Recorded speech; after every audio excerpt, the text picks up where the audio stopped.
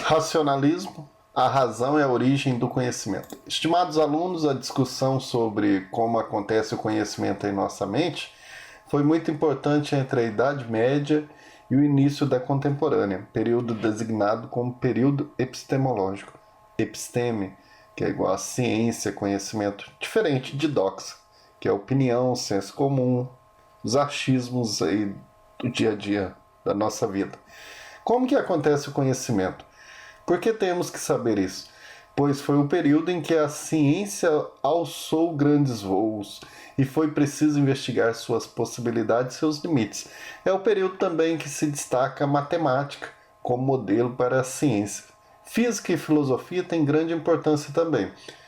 Podem perceber que a maioria dos filósofos deste período tem como título matemático, físico, filósofo.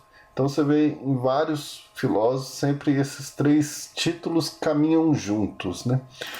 As três principais correntes filosóficas que nós vamos estar estudando durante este ano é a racionalista, a empirista e a crítica transcendental. É claro que nesse vídeo nós iremos pontuar mais a racionalista. E em vídeos posteriores iremos ver as outras duas. O que é uma corrente filosófica? O próprio nome diz, né? Uma corrente é algo cheio de elos, forte, entrelaçado. É filosófica porque trata de ideias, pensamentos. Então são vários filósofos que criam uma linha de pensamento comum e que irá influenciar a maioria das áreas de estudo.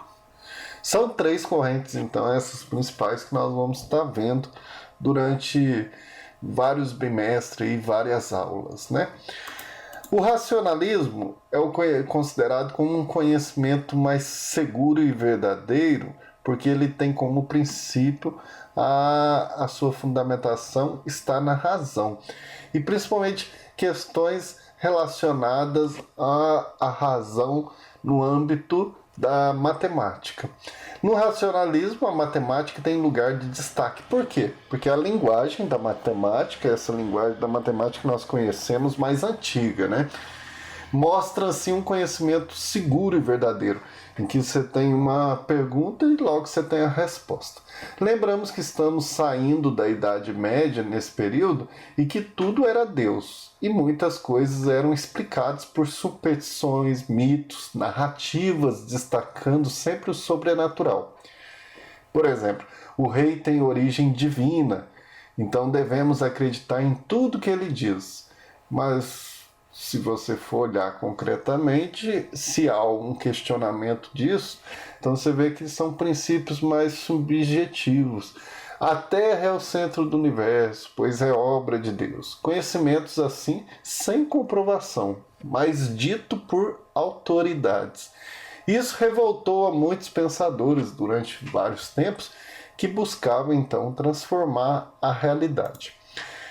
Então, as verdades matemáticas, elas são seguras e a priori, e portanto não precisam de experiência sensível.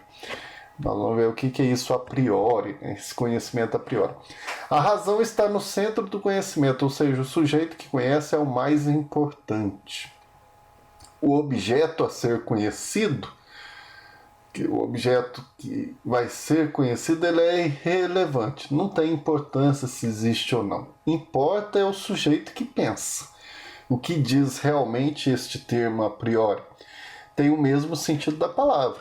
O que vem primeiro. No caso do conhecimento, ele já existe antes de fazermos a experiência. Já está em nossa mente, em nossa razão, ou seja, já nascemos com ele, por isso que é a priori. Já está em nossa mente, como diz no senso comum, já vem de fábrica, né? Para o racionalista, na verdade, a experiência ela é importante. Porém, quem define a verdade é a razão. É o mesmo que dizer, aprendo mais pensando do que fazendo, né? Filósofos que vão ser muito importantes nessa corrente para a gente aprofundar um pouco mais, as filosofias de Descartes, Spinoza e Leibniz, que tem a matemática como referência central. Iremos ter vídeos específicos de cada um destes filósofos, então neste vídeo só apontaremos quem que são eles, não entrando em detalhes, né? A linguagem matemático-científica foi adotado como instrumento para ler ou interpretar a realidade. Por isso esses três filósofos são muito importantes nesse estudo do racionalismo, por exemplo, observando que eles têm como pano de fundo a matemática. Lembrando que essa visão da matemática é a visão antiga, né? Uma visão sempre de resolver problemas de forma exata, objetiva. Hoje, a educação em matemática já é vista de forma diferente, pois esta área já é coparticipante da construção do mundo, fazendo-se matemacia, ou seja, consciência social através da matemática. As questões de matemática também envolvem responsabilidade com o dia a dia da vida, tomando-se assim consciência de várias questões que são sociais, né? A gente utiliza não é só a matemática para resolver problemas, mas para olhar a realidade também e como que ela influencia na vida das pessoas. As características que são principais para a gente observar a corrente racionalista, para entender melhor, de forma objetiva e clara, assim, são muitas, a gente vai apontar as principais aqui.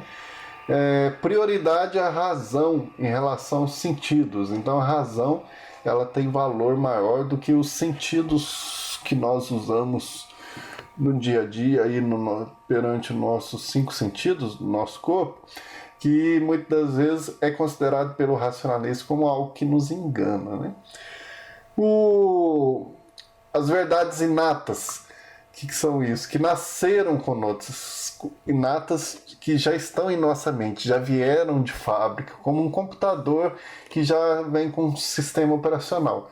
Pois na vida, quando fazemos a experiência, para o racionalismo, só estamos despertando o conhecimento que já está dentro de nós.